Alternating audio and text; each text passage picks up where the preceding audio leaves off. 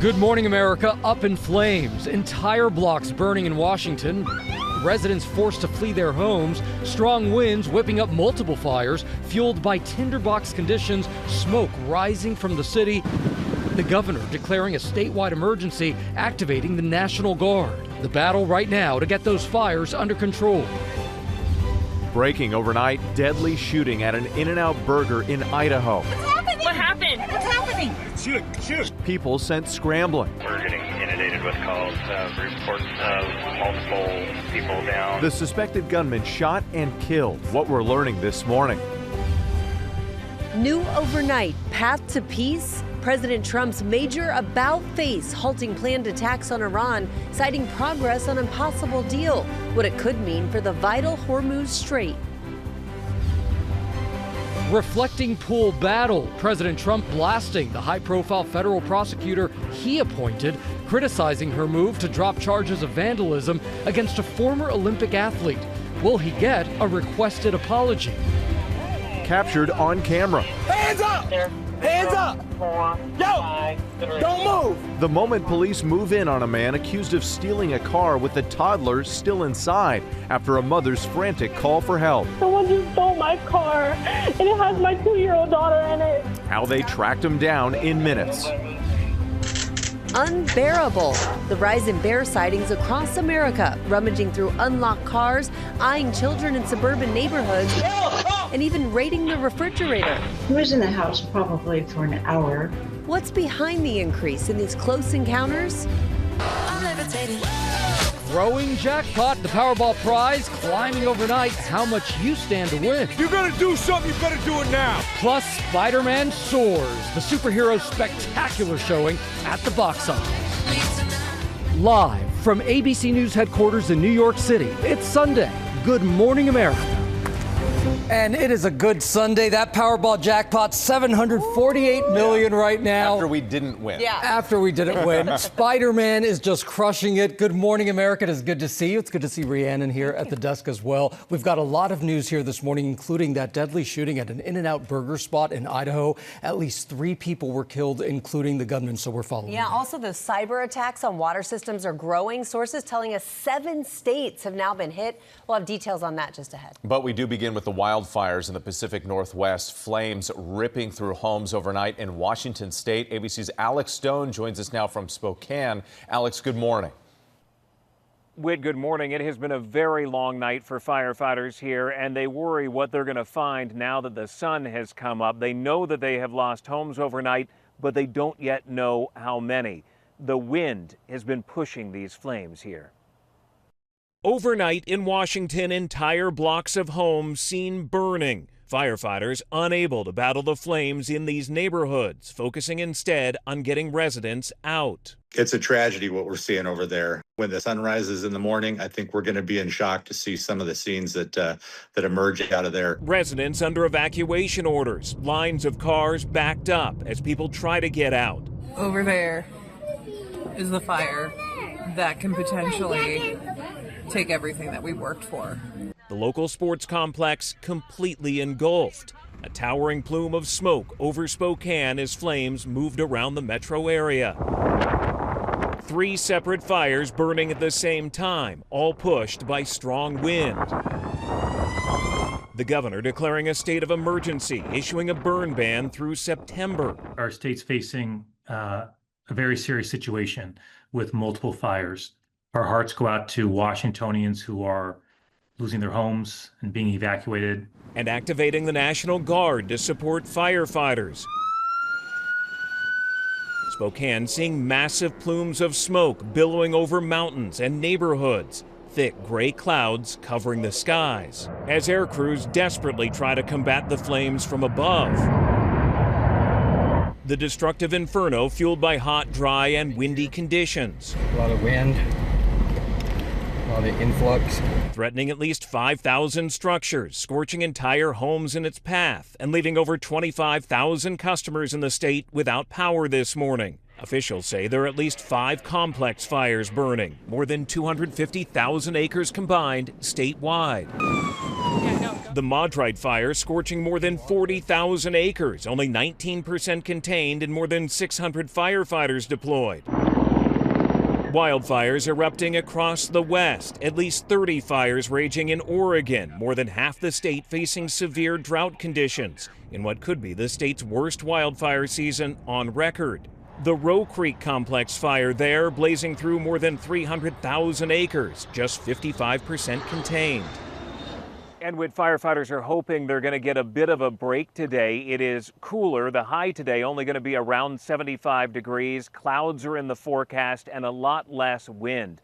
But the damage here has already been done. It sure has a ways to go there. Alex Stone, thank you. Let's get right to Samara Theodore with more on the forecast and these fire conditions. Samara. Yeah, there's still some pretty bad conditions out there because we have so much dry brush. Now, what you're looking at is the red flag warning. This is an environment that is primed for wildfires, strong wind gusts, very dry conditions, and the fires can spread rapidly. That includes parts of Idaho, Wyoming, up to Billings, Glasgow, Great Falls. So please be mindful of that. Where we really start to see this rev up is the critical fire danger zones, and that includes Great Falls, Bozeman, Idaho Falls, into the upper Midwest, parts of the Intermountain West, humidity down to 5%. You see that? Wind gusts up to 40 miles per hour, extremely dry brush. And you know what's not helping that dry brush? The heat that we're seeing out there. We have extreme heat warnings and heat advisories for much of the West. We'll look deeper into just how hot it's going to be and for how long coming up. For now, Gio, back to you. Yeah, that heat is very concerning. Okay, Samara, thank you so much. Now to that deadly shooting in Idaho. At an In-N-Out burger restaurant, multiple people were killed and injured. ABC's Jacqueline Lee is following this story for us. And Jacqueline, we're learning that the shooter is also among the dead. That's right, Gio. Good morning. An absolutely terrifying afternoon for everyone around that area. Authorities saying multiple people taken to the hospital, but they do want to assure everyone that there is no threat to the community. Guns are drawn. Overnight, a deadly shooting in Idaho. What happened? What's happening? Shoot. Go. Just go. Go. Multiple people killed after a gunman opened fire at an In-N-Out burger joint in Twin Falls. We're getting inundated with calls, reports of multiple people down. The chaos erupting around 2:30 in the afternoon Saturday. Oh my God. What is happening? What is happening? People in the parking lot running for their lives. If you're in the area of In-N-Out, have report of a possible active shooter. Multiple law enforcement agencies scrambling to the scene, blocking off the nearby roads and surrounding the area. It was a very chaotic scene, one of the busiest locations in all of southern Idaho. We have literally hundreds of people that were in some way, shape, or form in the area of this restaurant at the time. At least 2 people killed and several others injured. The gunman also dead, as police now work to find a motive. We believe that the threat to the community is over. The suspected shooter in this incident is deceased. Among the victims, an employee who worked at the store. In-N-Out's president sharing the news in a statement online, writing, "My heart is broken. We lost one of our beautiful associates tonight. She was taking care of our most important asset, our customers, and her life was taken." The Twin Falls Police Department also saying in a statement that first responders are continuing to process the scene and investigate a motive. Rhiannon. Just heartbreaking. Jacqueline Lee, thank you for that update there. And now to a possible breakthrough involving the war with Iran. President Trump canceling a planned attack this weekend, pointing to some progress in talks. ABC's Matt Rivers joins us now with the latest overnight from Amman, Jordan. Good morning, Matt. Good morning, Rhiannon. After an incredibly tense few days in this part of the world, many here breathing a sigh of relief this morning after that supposed escalation has been called off, at least for now.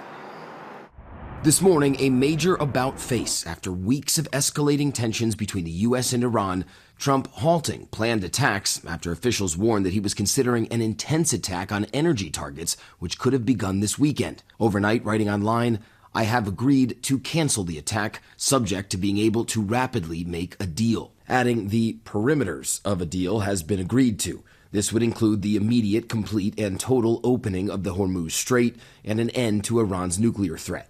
Trump also saying Israel is on board. But it's still unclear what exactly, if anything, has been agreed to. And Iran is yet to comment on the potential agreement. It comes after days of back-and-forth attacks and threats between the two nations. Just Friday, Trump saying this of Iran. We'll be hitting them very hard. And, at some point they're going to say, we just can't take it anymore. And shortly after that, U.S. embassies across the Middle East issuing urgent warnings to American citizens, urging them to exercise extreme caution, saying they should consider departing or be prepared to depart should there be escalation, with airspace closures a real possibility. In turn, Iran also lashing out, accusing the U.S. of fanning the flames of a regional war and threatening to attack critical infrastructure in the region if the U.S. carries through with its threats. 2 tankers in the Strait of Hormuz targeted with incoming fire Saturday, according to the British Maritime Safety Agency, as Trump repeatedly says its opening needs to be a part of any agreement. Now, we have just seen a report from Iranian state media saying that no deal to reopen the Strait of Hormuz has been reached, so it's really unclear at this moment what exactly has been agreed to, Whit, but certainly we're going to be finding out more as we go through the day. Whit. All right, Matt Rivers for us. We appreciate it. New details this morning on the cyber attacks hitting American water systems. Sources telling ABC News 7 states have now been targeted and that Iran could be involved. Christian Cordero joins us now with the latest. Christian, good morning. Morning. This is raising serious concerns about the security of our infrastructure. In addition to what the FBI describes as a cyber attack to more than 30 water systems across Minnesota, sources tell ABC News Georgia and Michigan are among the 7 states now reporting similar incidents. Some of the systems targeted reporting flooding and a loss of pressure, with the nation's top cybersecurity agency adding hackers were able to crack passwords to take control of the water supply, in some cases even shutting it down completely. And we're learning federal officials briefed leaders in Minnesota that Iran is potentially behind the attacks, according to a source familiar with that meeting. Investigators note the hackers haven't asked for a ransom, leading them to believe the intent is specifically to disrupt service. It comes as the war with Iran enters its 6th month, with escalating back and forth threats to civilian infrastructure. But President Trump on Friday dismissed the possibility of Iranian involvement, instead blaming Minnesota Governor Tim Walz without elaborating. Walz responding on social media, quote, "Trump knows exactly who is responsible for this attack, alleging it further illustrates there's no plan to win a war with Iran." Cybersecurity officials are urging local water companies now to ramp up their security by changing passwords and taking their systems offline. Gio? Yeah, those really are serious concerns. Okay, Christian, thank you for your reporting. We're going to turn now to President Trump criticizing a federal prosecutor he appointed over a move to drop charges in the reflecting pool case. And ABC's Alex Prochet has the details on all of this from Washington. Alex, good morning. Hey, Gio, good morning. Yeah, this morning, a blame game is brewing after the Justice Department made a stunning reversal, opting to drop charges against a former Olympian for allegedly vandalizing the reflecting pool. And this decision comes after the DOJ said additional documents provided by the Interior Department showed a rushed and botched installation by a contractor caused the damage, not David Hearn, the former Olympic rower who was arrested and charged in this case. U.S. Attorney Jeanine Pirro saying, given all this newly discovered information, it is difficult to attribute the widespread damage to the reflecting pool to vandalism, let alone to establish that fact beyond a reasonable doubt. But just a month ago, Pirro was confident in her prosecution, saying the evidence shows beyond a reasonable doubt that Hearn destroyed property. Now, President Trump Saturday blasted Pirro's decision to drop those charges, posting, "I don't know what she was thinking." Trump acknowledged that there may have been some contractor difficulty, but the major damage, he says, was caused by vandals. And Interior Secretary Doug Burgum added in a statement that his agency provided expert and eyewitness testimony for the DOJ's case. Meanwhile, David Hearn's lawyers say that he deserves an apology. In a new statement, they say Pirro's claims that she and her office were duped by the Interior is, quote, nonsense, and that this is far from over as they consider all legal remedies. Gio? All right, so a lot of back and forth there. Alex Prochet, thank you. And tune into This Week Later here on ABC. George Stephanopoulos takes a deep dive into the latest news on the Department of Justice and the recent developments in the Iran war. Rhiannon? Geo, authorities in Peru are investigating a plane crash that killed everyone on board. Look at this video, shocking. The Cessna went down near the city of Nazca with 11 passengers and 2 crew on board. Authorities say the passengers were tourists from Italy, Spain, and Germany, and they were on a sightseeing excursion with. Rhiannon, now to the cost of borrowing to buy a home as mortgage rates hit a new high for the year. ABC's Andrew Dimbert joins us now. So, Andrew, what does this mean for potential home buyers? Good morning. Hey, good morning, guys. Basically, if you've been waiting for mortgage rates to come down before buying a home, you're going to have to wait a bit longer here. The average rate on a 30-year fixed-rate mortgage climbed this week to 6.66%. That's the highest level in a year and the 4th straight weekly increase. According to Freddie Mac, rates on 15-year loans also moved higher, topping 6%. Now, even though the Federal Reserve held interest rates steady this week, mortgage rates more tend to follow movements in the 10-year Treasury yield, which has been rising amid persistent inflation concerns. Rates this high could keep many would-be buyers on the sidelines. And as for existing home sales, well, they've already become sluggish this year after the most buyer-friendly spring in years. Summer activity has now cooled, with pending home sales falling 5.4% in June. This sort of supply and price-challenged market doesn't show signs of letting up because you also have homeowners out there who got in good and are holding mortgages with rates under 4%. Many of them have little reason to sell and then swap into today's market, effectively capping inventory here. And Andrew, I think the question a lot of people are asking, are there any signals that there could be some near-term relief? Really unlikely at this point. I mean, the Fed's decision to hold interest rates was a split one, 9-3, which signals its next move is more likely a rate hike than a cut. So if there is sort of one reprieve, one move that could turn the tide here, it would be energy price stability, according to many economists. But that would require easing tensions in the Middle East and a reopening of the Strait of Hormuz. It's either that or inflation cooling, but the two, with energy costs and inflation, they seem to be intertwined. Yeah, very difficult. Thank Intertwined. A lot to watch there. Andrew, thank you so much.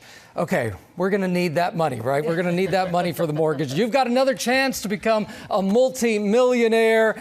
And you see what Will Gans is doing right now. He's got rain, baby. That growing jackpot. It is still growing, Will. I might be making it rain on Monday if I'm the lucky Powerball winner. Listen, Sonny and Cher would say the beat goes on. Tina Turner would say big wheels keep on turning. And that's the tune that Powerball players are singing this morning as the jackpot rolls over again with no grand prize winners following Saturday night's drawing. So maybe not $707 million, but one lucky person in Virginia did win $2 million. I'll take it. After yesterday's drawing. Now, as we count down to Monday night's drawing, the jackpot has grown to an estimated $748 million. That's the 12th largest Powerball prize in history. So if you're wondering where you should shop for your ticket, Indiana historically is the luckiest, selling 39 jackpot winning tickets since Powerball began in 1992, which is more than any other state. However, with this current jackpot, which no one has won since May 2nd, California's starting to feel like the place to be. Last night's drawing made not one, not two, but three Californians match 5 winners. Each of them took home $1 million each. Booking my flight. That's right. Indiana. It's an investment, but it might be worth it. You go to Indiana and plane tickets, lottery tickets. Yeah, exactly. Thank you so much, Will. Yes. Okay, so we didn't win the lottery, but here's something that's going to make you smile. In California, top dogs made a splash at the 10th annual Dog Surfing Championships. Look at this. How adorable is this? Dogs of all sizes and breeds rode the waves at Lindemar Beach in Pacific on Saturday. No. I know they got moves. Better balance than me. The competition was pretty rough. The canine surfers were judged on how long they stay on the board, the size of the wave, their balance, and their confidence. Yes. The competition brought out thousands of spectators to watch the dogs shredding the waves. The winners include a Labrador Retriever, a French Bulldog, and a mixed breed rescue pup. Some of them look absolutely terrified. But some of them look like they are loving it. That's right. That balance, though, was amazing. Yeah. Okay, that was awesome, Rhiannon. Now to the lasting legacy of Coach Jimmy Valvano, putting a spotlight on cancer research. The charity in his name, the V Foundation, hosted a wine celebration in Napa Valley this weekend. The event raised nearly $7 million. It paired festivities with generosity as people came together to support ongoing efforts to fight cancer. The crowd of supporters and donors got a first-hand look at some of the latest advancements in cancer research. Two things to be successful in science. You need a great idea, and you need money to execute that great idea. And many of the attendees were inspired by Coach Valvano's speech at the 1993 ESPYs. His words, "Don't ever give up," ringing true for those fighting cancer and those inspired by Valvano's cancer journey. Since 1993, listen to this, guys, the V Foundation has awarded nearly $460 million in grants supporting cancer research and the scientists making those strides. Just an incredible impact, not only across the country, but around the world. And that message still lives on. Don't ever give up. Exactly. So important. Still ahead here on GMA, the dramatic rescue after a distraught mother reports her 2-year-old daughter kidnapped. Plus, bear encounters, why they seem to be rising, and what to do to stay safe. And the royal sighting, Will, Kate, and the kids out and about this weekend. What they were up to just ahead.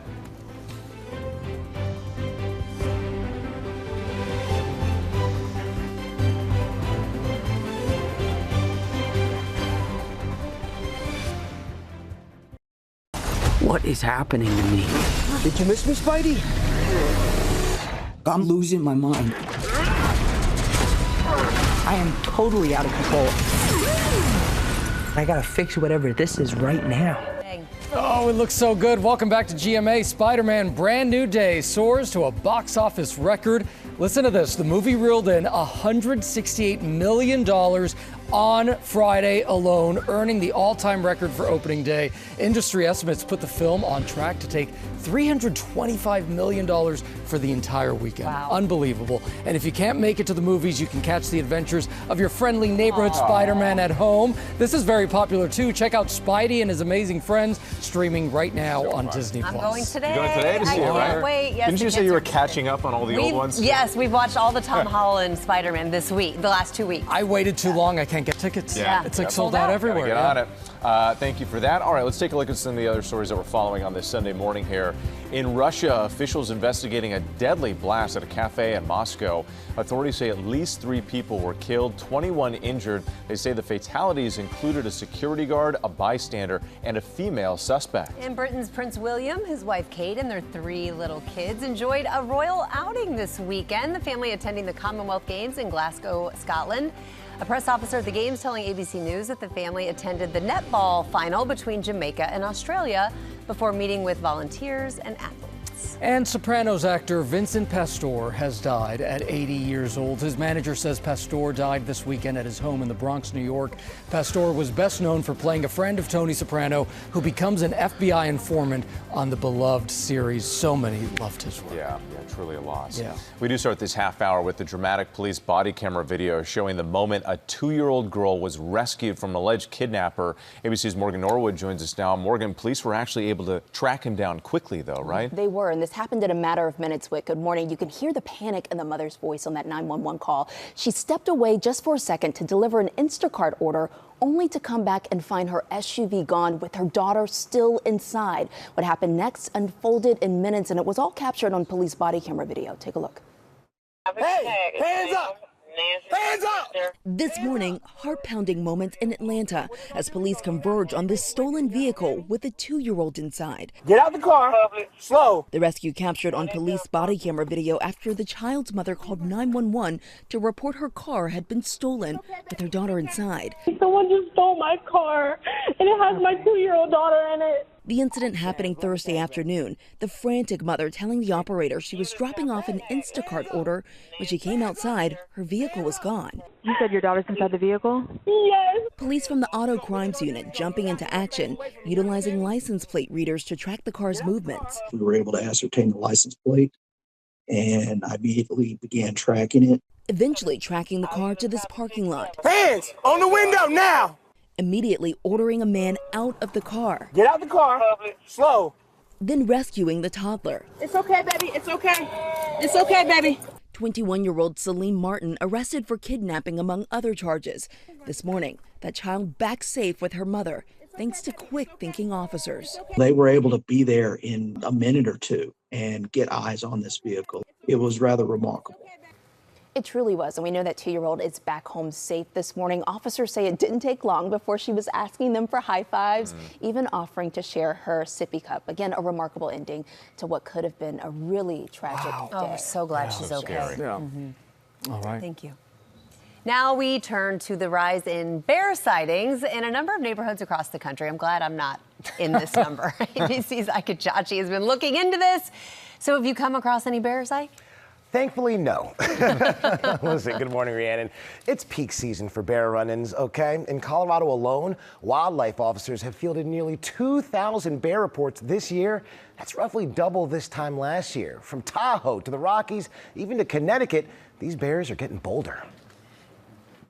Get on out of there. This morning, as the summer heats up, Get that cowbell. so too are bear sightings across the country. Rummaging through unlocked cars, garbage bins, even finding their way inside homes. This family of bears seen here lounging on a porch, nibbling at a bird feeder. Another in this suburban neighborhood charging at a child before a husky fends it off. Colorado Parks and Wildlife says there's been a 155% increase in bear activity this year in Douglas County between Denver and Colorado Springs. According to the Wall Street Journal, in California, South Lake Tahoe police have received 174 bear calls already this year, compared to 97 at this time last year. The reason? Bear populations have increased due to conservation efforts, and experts believe they're being forced into more populated areas due in part to climate change. That they're an opportunistic animal that's going to look for the easiest way to get food. And if one thing remains consistent and constant, it's humans. So the bears know where to go. So what can people do to stop scenes like these? Take a look at this GoPro video from the Nevada Department of Wildlife. They're now using specially trained Karelian bear dogs to haze this black bear who had become comfortable around people and human food. Once released back into the wild, professionals perform what's called aversive conditioning, giving the bear a bad experience on its way out so it stays in the wild. The situation in Lake Tahoe has become unbearable. Watch this one break into Walt and Patricia Prudwell's home last November, helping itself to the refrigerator. Well, he was huge. He went in, got what he wanted. He'd finish it on the bed, and then he'd go back to the refrigerator, get something else. He was in the house probably for an hour. First break-in in 16 years. Now, hiring a company to wire their doors and windows with electricity. But experts say if you do happen to come face-to-face with the hungry bear... The key thing is not to panic. Put your hands up, hey bear, firmly, back away slowly. Hands up, guys. That's right. Yeah, that's good. Listen, experts say it gets a lot worse in August and September when bears pack on those calories for the winter. So lock the trash, take down the bird feeders, and if you see one, don't run. Don't run. Okay. The bears are bulking right now. Yes. It's bulking season. Yeah. Just right for hibernation. All right, thank you so much, Ike. We take a look inside the big business of rush on college campuses. Some future sorority sisters, they're cashing in by sharing their experiences and becoming influencers. And ABC's Hannah Patah has this story. Good morning. Hi, guys. Hey, guys. Hey, y'all. Hi, girlies. Rush Talk is back. And this dress is from Lavish Boutique. In less than a week, schools like the University of Alabama will begin rush season. And future sorority sisters will post their experiences on social media for millions to follow along. But it's no longer about which sorority they'll get into. It's now a big business, too, attracting major brands like Fiji Water, The Container Store. There are also so many sleep, study, laundry, bathroom, and everyday essentials. And Poppy, a prebiotic soda company.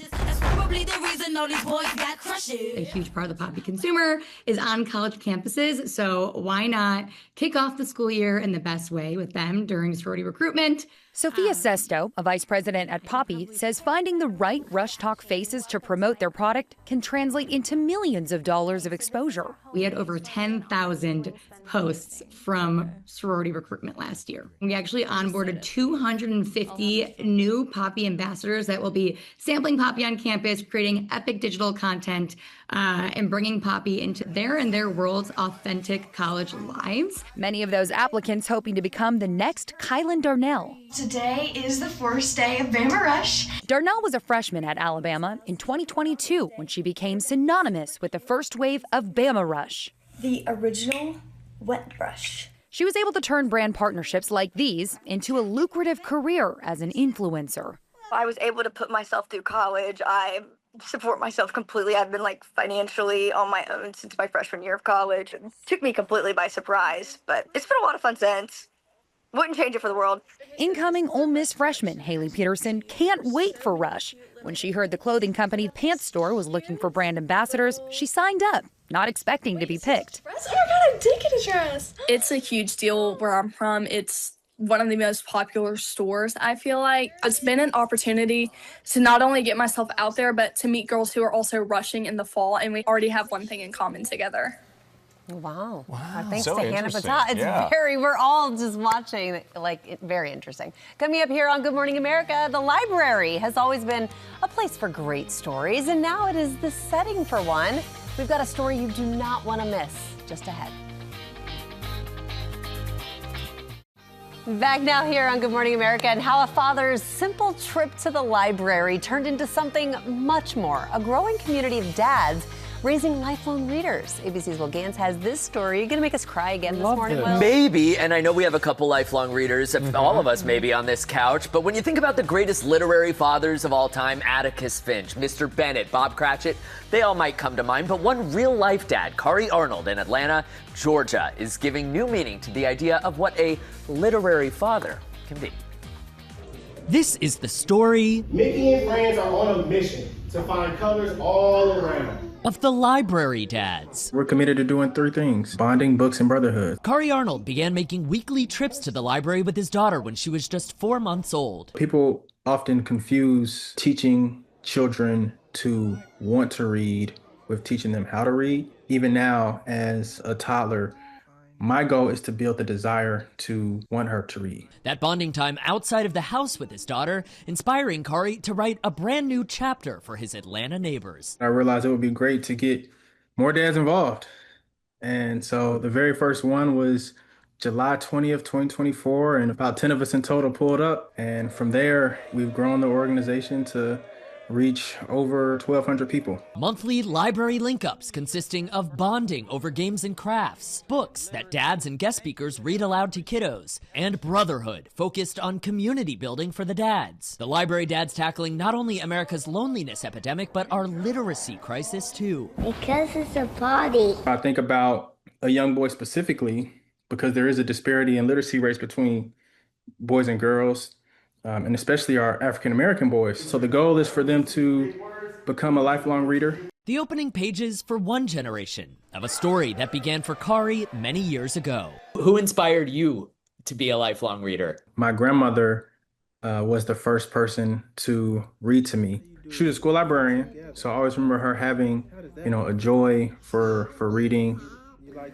Khari told me he's now getting requests from dads in cities across the country asking how they can start their own chapter of the Library Dad. So if you'd like more info or you want to help, check out thelibrarydads.org. Love this story. The fact that it was the grandmother was a librarian and now he's doing this. I love what he said. Teaching kids to learn to read versus teaching kids to love to read are two different things. And that's why he started so young. 4 months old, they started going to the library together. Thank Great you for story. that, Will. All right, it is time now for our play of the day. You recognize that little jingle right there. Yep, it's all about the latest game show in town. Monday Night Football commentator Joe Buck is hosting ESPN Jeopardy! The series features ESPN commentators and celebrity sports fans competing on the iconic Alex Trebek stage. Take a look. In the town, Ben Affleck and his crew plan a deadly heist of the Cathedral of Boston, namely this stadium. Peter. What is Fenway Park? You got it. In 1991's Point Break, FBI agent Johnny Utah can't bring himself to shoot the surfer and bank robber Bodie, played by him. MJ. Who is Patrick Swayze? You're right. Okay, I knew these answers. I feel like we should get in the mix. All episodes streaming now on Disney+, Hulu, and the ESPN app. The tournament winner gets $500,000 for their charity. So you're saying, give me a call? That's right. Yeah, let's do it. He's ready for it. I I'm want to in. know how Come on, they Joe. study for that. How do you study for that? All right, thanks so much for starting your day with us here on GMA. Yep, we got more news coverage on ABC News Live. I'll be there. And with Samara. And Yes, Will. We will? Will. Yes. Bye, everybody. See you tomorrow.